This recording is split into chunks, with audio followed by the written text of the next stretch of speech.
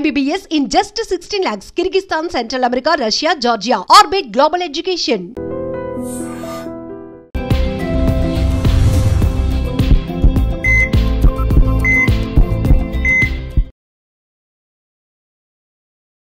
నమస్తే, welcome to healthy conversations with iDream media. నేను మీ Jhansi. So ఈరోజు మనతో ఉన్నారు జనరల్ ఫిజిషియన్ డాక్టర్ లక్ష్మి గారు.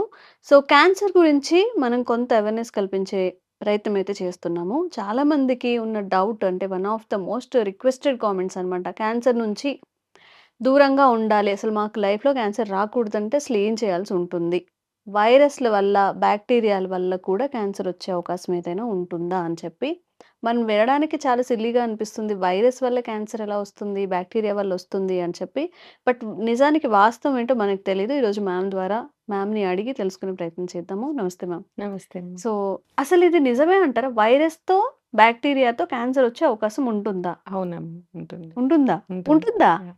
ఓ సో, మనకి ఈసోఫాగస్ అంటే నోట్లో వచ్చే క్యాన్సర్స్ దగ్గర నుంచి యానోరెక్టల్ క్యాన్సర్స్ వరకు సో, అన్ని దగ్గరలో కూడా బ్యాక్టీరియా ఇన్వాల్వ్ అయ్యిందని చెప్పి రీసెంట్ స్టడీస్ అన్నీ బయట తీస్తున్నారు యాక్చువల్లీ. స్టార్టింగ్‌లో జెనెటిక్ ఫ్యాక్టర్స్ లేకపోతే రిపీటెడ్ కరోజోస్ మనం చేసే అలవాట్లే మెయిన్ కారణంగా చెప్తూ ఉంటారు. ఎస్ ఎస్ బట్ ఇలాగే చేస్తూ కూడా కొంతమందికి రోగాలు రావట్లేదు. అంటే స్మోకింగ్ ఉన్నమ్మా నేను స్మోక్ చేస్తాను నాకెందుకు రాలేదురా నీకెందుకొచ్చింది అని.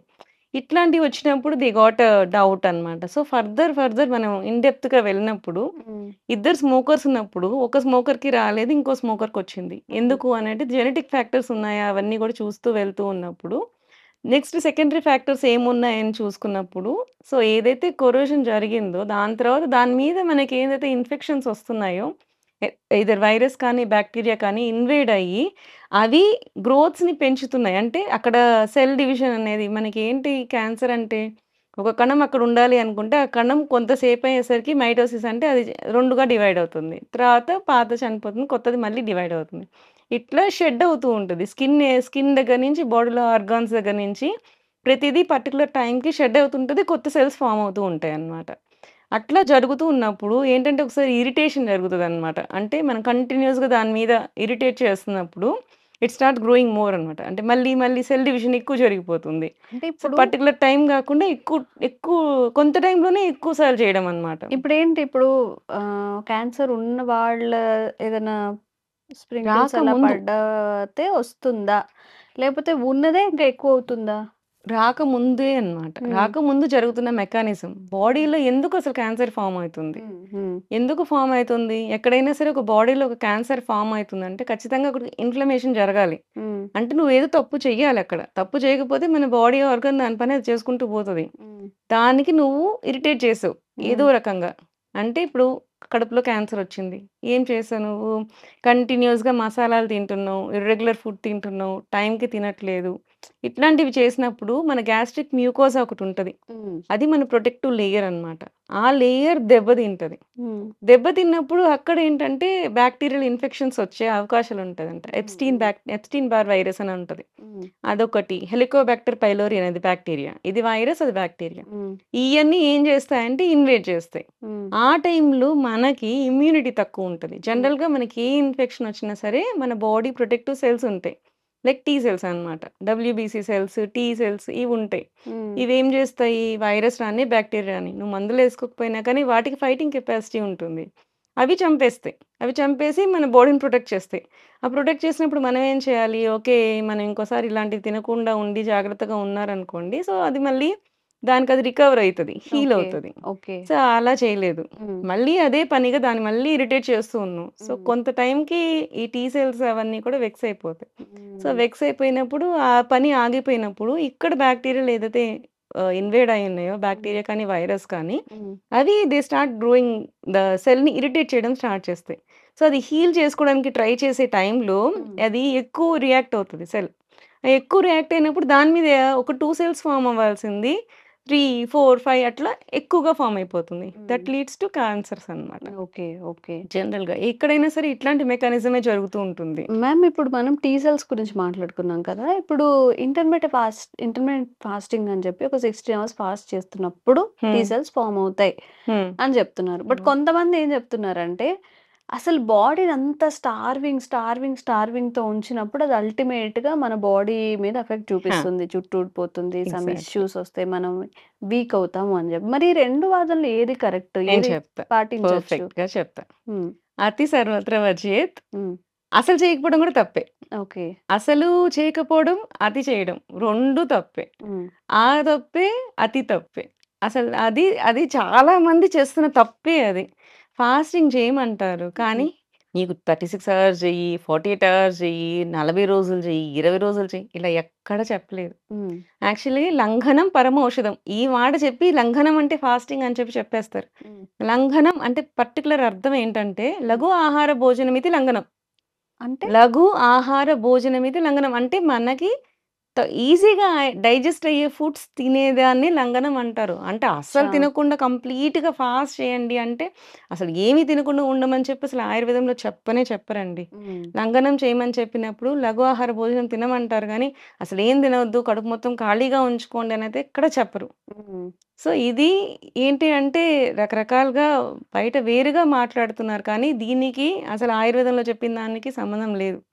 జనరల్‌గా ఏంటి అంటే ఫాస్టింగ్ చేసినప్పుడు మనకి జనరల్‌గా పాలు, పళ్ళు తినమంటారు. హ్మ్. ఈవెన్ శివరాత్రి మనం జాగారం, పూజలు ఏవి చేసినా సరే పాలు, పళ్ళు అనేది ఎక్స్‌క్లూజివ్‌గా తీసుకోవచ్చనే చెప్తారు. హ్మ్. ప్రసాదం తీసుకోవచ్చు, పాలు, పళ్ళు తీసుకోవచ్చు, కొబ్బరి నీళ్ళు తాగొచ్చు ఇట్లాంటివి. హ్మ్. కంప్లీట్ ఫాస్టింగ్ అనేది ఎక్కడ మనకి మనం మన పురాణాల వాటిల్లో కూడా ఎక్కడ చెప్పలేదు.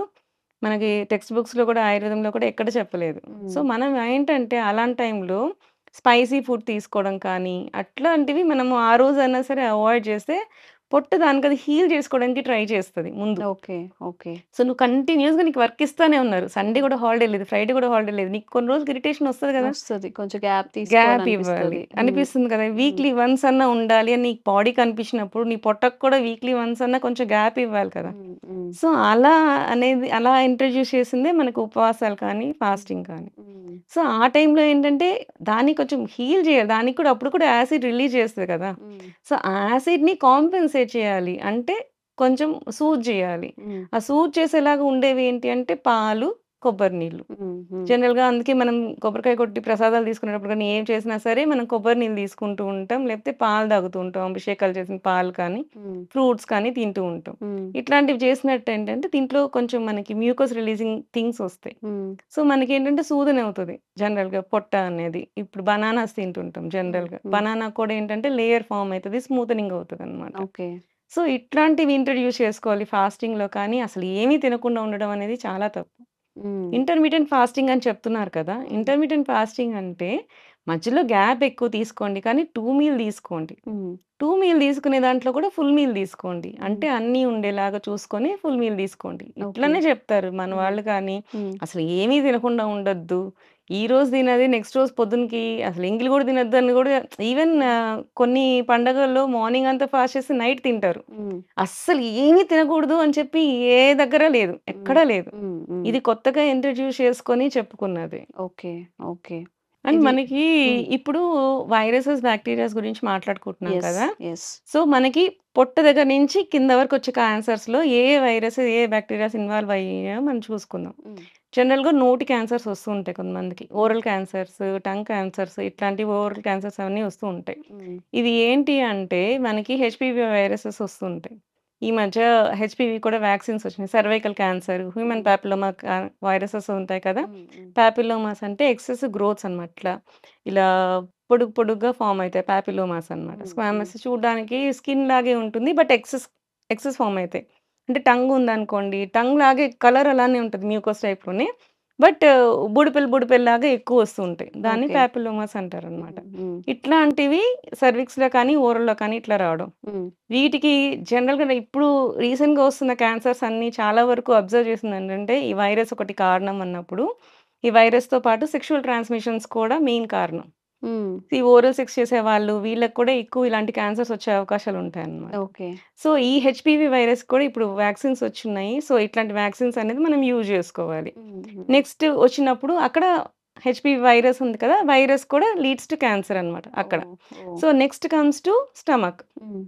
స్టమక్ క్యాన్సర్స్‌కి ఎప్స్టీన్ బార్ వైరస్ అనేదొకటి ఇంకొకటి హెలికోబాక్టర్ పైలోరీ అనేది. ఈ హెలికోబాక్టర్ పైలోరీ అనేది ఏంటంటే మనకి అల్సర్స్ ఫార్మ్ చేస్తది.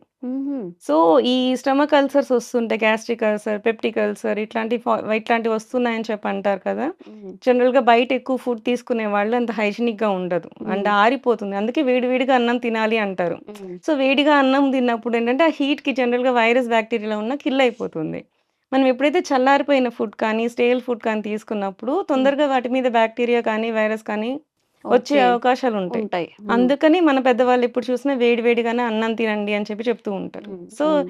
ఇలాంటి టైంలో మనకొచ్చే ఇన్ఫెక్షన్స్ ఏంటంటే హెలికోబాక్టర్ బైలోరీ అని చెప్పి ఇవి. హ్మ్. ఇది స్టమక్ క్యాన్సర్స్‌ని కలిగించే అవకాశాలుంటాయన్నమాట. హ్మ్. ఈ నెక్స్ట్‌కొచ్చినప్పుడు ఈ మధ్య మనం చిరంజీవి గారికి కొలోరెక్టల్ క్యాన్సర్స్ వచ్చినియి అని చెప్పి ఆయన చెప్పుకున్నారు చూసాం కదా! Yes.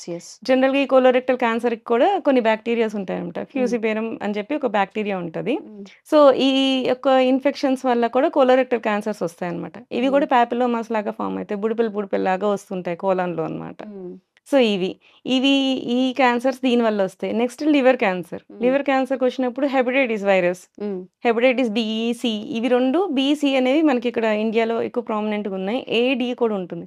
A, B, C, D 4 varieties of hepatitis ఉంటుంది. ఓకే. మనకి బికి వ్యాక్సిన్ వచ్చింది. సికి ఇప్పుడు కనుక్కుంటున్నారు వ్యాక్సిన్స్ అనేది. సో, ఇవి ముందే మనం వ్యాక్సినేషన్ చేయించుకుంటే వచ్చే అవకాశాలు తగ్గుతాయి. అండ్ ఒకవేళ వచ్చినా కానీ మనకి వీటి వల్ల కూడా మనకేంటంటే ముందు మనకి క్రానిక్ ఈ సిరోసిస్ అనేది ఫార్మ్ అయితది లివర్‌లో ఈ బ్యాక్టీరియా వచ్చినాక. అప్పుడు కూడా మనం సరిగ్గా మెడిసిన్స్ వాడకుండా హీల్ చేసుకోకుండా వదిలినప్పుడు then it turns to hepatocellular carcinoma అంటారనమాట. ఓకే. సో, లివర్ క్యాన్సర్‌గా మారే అవకాశాలుంటాయి. ఇవి కాకుండా లంగ్స్‌కి కూడా జనరల్‌గా మనం స్మోకింగ్ చేస్తూ ఉంటాము. బట్ యాక్చువల్లీ దానికి కూడా మనం ల్యాబ్స్ తీసుకుంటా, కరెక్ట్‌గా ఫుడ్ తీసుకుంటా ఉంటే దేనికది క్లియర్ ఔట్ చేసుకోవడానికి ట్రై చేస్తది. అలా కాకుండా దానికి ఎక్సెస్‌గా తీసేసుకోవడము అండ్ క్లియర్‌గా అంటే మంచిది కానివి తీసుకుంటూ ఉంటారు సంథింగ్. అంటే ఇప్పుడు చేసే విధానంలో కూడా ఇప్పుడు సిగరెట్స్ చేసేవి కూడా అండ్ అడల్టరేట్ అవి కూడా ఉంటాయి కదా కొంచెం. అలా ఏమన్నా చేంజెస్ వచ్చినప్పుడు ఇరిటెంట్స్ కానీ ఏమన్నా ఉన్నప్పుడు వీళ్ళకి ఎక్కువ క్యాన్సర్స్ వచ్చే అవకాశాలుంటాయి. వీటిని ఓకే. కూడా అంతే.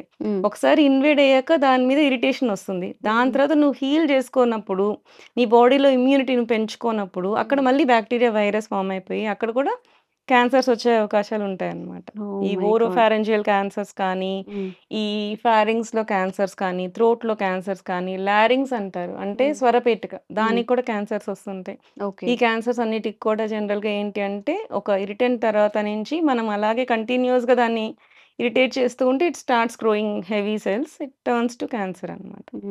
So, okay. ఏదైనా సరే అందుకని మనకేంటంటే బాడీలో ఇవన్నీ కూడా ఎందుకు జనరల్‌గా ఏంటంటే 60 దాటిన వాళ్ళకి ఎక్కువ క్యాన్సర్స్ వస్తాయి కదా! ఇలా ఎందుకు జరుగుతుంది అంటే మెయిన్‌గా ఏంటంటే ఇమ్యూనిటీ. ఈ ఇమ్యూనిటీ తగ్గిపోయినప్పుడు ఈ సెల్‌ని ఏంటంటే ఎక్సెస్ డివిజన్ జరగనీయకుండా ఆపడానికి అవ్వదన్నమాట. సో, వాళ్ళకి ఎక్కువ ఇన్ఫెక్షన్స్ వచ్చే అవకాశాలుంటాయి. సో, అందుకని ఏజ్డ్ వాళ్ళు పర్టిక్యులర్‌గా హ్యాబిట్స్‌ని కొన్ని తగ్గించుకుంటూ వాళ్ళు హెల్తీ లైఫ్ స్టైల్స్‌కొస్తే ఫర్దర్ క్యాన్సర్స్ రాకుండా ఉండే అవకాశాలుంటాయి. ఓకే. అండ్ ఇప్పుడు మళ్ళీ చెప్పాను కదా! సెక్షువల్ ట్రాన్స్‌మిటెడ్ వైరసెస్ ఎక్కువ వస్తున్నాయని చెప్పి ఇవి కూడా చాలా పర్టిక్యులర్‌గా ఉండాలి.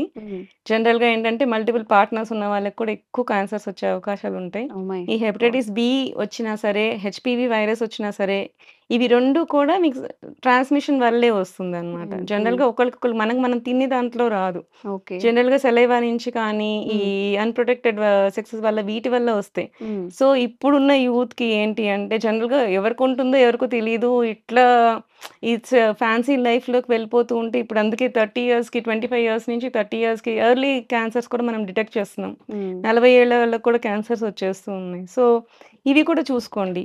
ఓకే. అండ్ సెలైవా నుంచి కూడా క్యాన్సర్స్ మనకి అంటే మీన్స్ వైరసెస్ వచ్చే అవకాశాలుంటాయి. సార్స్-కోవ్-2 సో, కోవిడ్ వైరస్. ఇవి కూడా ఏంటి సెలైవా వల్ల కూడా వస్తుంది. ఇప్పుడు ఓకే. కొత్త ఫ్యాషన్ ఏంటంటే మండి. ఓ పెద్ద మండి యేసుకొని అందరూ కూర్చొని తినేస్తూ ఉంటారు. నీ చేతికేముంది నీ వైరస్ ఉందా? నువ్వు తినే దాంట్లో మళ్ళీ అందులో చేయి పెడతావు. అది ఇంకొకడు తింటాడు సంథింగ్. ఈ మండీ కల్చర్ కూడా మంచిది కాదు. So, okay. ఇట్లాంటివి కూడా అంటే మనకి ఆ రోజుకి వెంటనే ఎప్పుడు క్యాన్సర్స్ వెంటనే వచ్చేవి. ఎఫెక్ట్ చెయ్యవు. So, long term you are going to irritate that ఆహాహా! అన్నప్పుడు అది ఓకే. ఒక స్టేజ్ వరకు హ్మ్. ఆపుకొని ఉంటాయి సెల్స్ అవన్నీ. మ్యామ్ ఆ నేనొక స్టేజ్ దాటినప్పుడు will can get into cancer okay. Cells అన్నమాట. Okay. Sorry for the interruption. నేను ఒక రీల్ చూసాను. ఏంటంటే, మనం ఐబ్రోస్ థ్రెడ్నింగ్ చేయించుకుంటాం ఆ! కదా! దాని వల్ల కూడా క్యాన్సర్ వచ్చే అవకాశం ఆ! క్యాన్సర్ ఆర్ హెపటైటిస్ బి వచ్చే హెపటైటిస్ వస్తుంది. అవకాశం ఉంటుంది అని చెప్పి. అవును. నిజమేనా అది? జనరల్‌గా ఏంటంటే ఇన్ఫెక్షన్ వచ్చి నీ బాడీ నుంచి నా బాడీకి రావాలి. ఏదైనా హ్మ్. ఇన్ఫెక్షన్ అంటే కొన్ని వైరసెస్ హ్మ్. త్రూ బ్లడ్, త్రూ సలైవా ఇట్లనే ట్రాన్స్‌మిషన్స్ అవుతాయి. హ్మ్. Through touch something. అంటే అది అనేది ఆ పర్టిక్యులర్ దాంట్లో ఉండాలి. హ్మ్. ఇప్పుడు మనం థ్రెడ్డింగ్ చేసుకుంటాం. అక్కడ జనరల్‌గా బ్యూటీ పార్లర్‌లో థ్రెడ్ అక్కడి వరకు తీసేస్తారు జనరల్‌గా. హ్మ్. 90% థ్రెడ్ ఉంచరు నాకు తెలిసి. సో, కొంతమంది ఆ థ్రెడ్‌నే మళ్ళీ వేరే వాళ్ళకి యూజ్ చేస్తుంటారు. హ్మ్. హ్మ్. మనం చేసేవాళ్ళు చేస్తే మీరు అబ్జర్వ్ చేస్తే ఒక్కోసారి కట్ అయిపోతుంది ఇక్కడ మనకి. అవును. అవును. కట్ అయిపోయినప్పుడు ఏమైతది? ఆ బ్లడ్ ఆ థ్రెడ్‌కి అంటుకుంటుంది. హ్మ్. సో, వాళ్ళు అది డిస్పోజ్ చేయకుండా సేమ్ అదే థ్రెడ్‌ని మళ్ళీ ఇంకొక పర్సన్ వచ్చినప్పుడు మళ్ళీ దాన్ని థ్రెడ్డింగ్ చేస్తారు. హ్మ్. వెంటనే వస్తున్నప్పుడు థ్రెడ్డింగ్ చేస్తారు. అప్పుడు ఏమైతది? మళ్ళీ నీకు కట్ అవుతది. సో, వేరే వాళ్ళకి కానీ హెపటైటిస్ ఉన్న హ్మ్. పర్సన్‌కి హ్మ్. మనకెట్లా తెలుస్తది? మనిషి వచ్చినప్పుడు జనరల్‌గా చేసేస్తాం.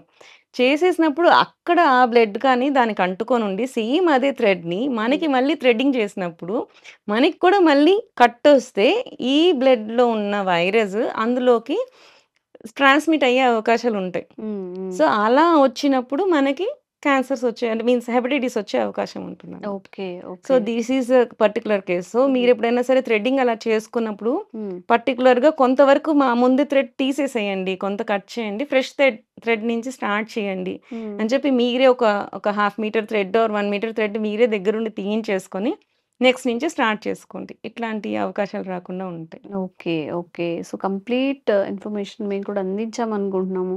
ఇంకా మీకేదైనా డౌట్స్ ఉంటే కామెంట్ చేయండి. తప్పకుండా క్లారిఫికేషన్ ఇచ్చే ప్రయత్నం చేస్తాము. అండ్ ఈ వీడియో ఎవరికైతే యూజ్‌ఫుల్ అవుతుంది అనుకుంటున్నారో వాళ్ళకి తప్పకుండా ఫార్వర్డ్ చేయండి. Thank you so much. Thank you.